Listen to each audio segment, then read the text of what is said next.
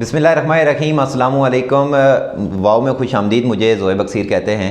तो नाज़रीन, आज हम बात करने जा रहे हैं कि सेनेट इंतखाबात दर हकीकत हैं क्या, और इसमें जो जीत का तयन होता है वो कैसे किया जाता है। सबसे पहले जो बात समझने की है वो ये है कि पार्लियामेंट के ऐवान बाला को सेनेट कहा जाता है, जिसके कानून साज अरकान की तादाद 100 होती है। अब होता ये है कि सेनेट के अरकान 6 साल के लिए मुंतखब होते हैं, और यूं भी नहीं होता कि सारे अरकान को एक ही दफ़ा मुंतखब कर दिया जाए। आधे जो हमारे जो अरकान होते हैं उनको एक दफ़ा मुंतखब किया जाता है, और बाकी रह जाने वाले अरकान को 3 साल के बाद मुंतखब किया जाता है। अब सेनेट इलेक्शन में वोट जो कास्ट करते हैं, जो वोटर्स होते हैं, वो अरकान सूबाई और कौमी असम्बली होते हैं, ये अपने वोट कास्ट करते हैं। और सेनेटर बनने के लिए जो उम्र की हद रखी गई है वो 30 साल रखी गई है।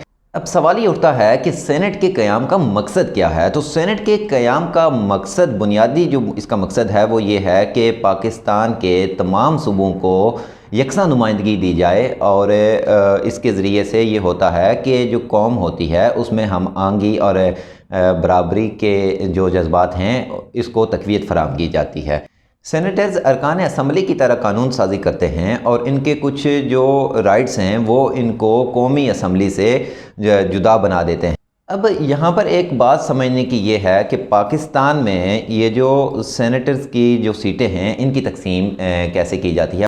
पाकिस्तान में सेनेटर्स की सीटों की तकसीम इस तरह की गई है कि टेक्नोक्रेट के लिए 2 सीटें, ख़वातीन के लिए 2 सीटें, जबकि जनरल नशिस्तों के लिए 7 सीटें रखी गई हैं। यूँ हर सूबे को 25 सीटें दी गई हैं, जो कि कुल तादाद में 100 बन जाती हैं। जो अब सेनेट के जो इंतखाबात होते हैं, इनके जो बैलेट पेपर्स होते हैं उनमें सिर्फ़ और सिर्फ मुंतखब जो होता है, जो लिखा हुआ होता है वो उम्मीदवार का नाम और आगे रैंकिंग नंबर होता है, यानी कि 1 2 3 4 5 6 अप टू 100।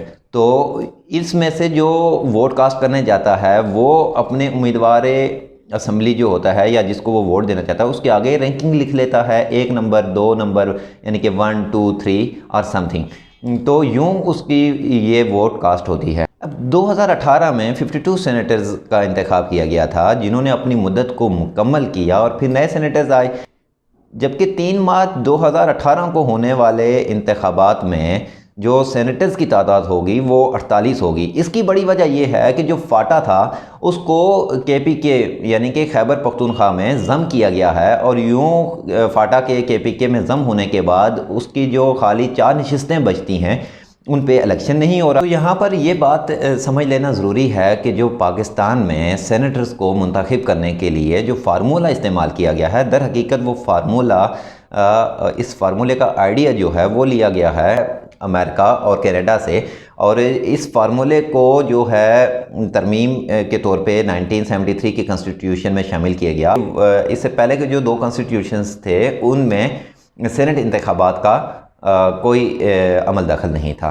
तो ये थी तमाम वो बुनियादी मालूमात जो आपको फ़राहम करना बेहद ज़रूरी थी कि सेनेट है क्या, और सेनेट इंतखाबात में जीत का तयन कैसे किया जाता है। अब तक के लिए इतना ही। वाव न्यूज़ के प्लेटफॉर्म से मुझे दीजिए इजाज़त। अल्लाह निगहबान।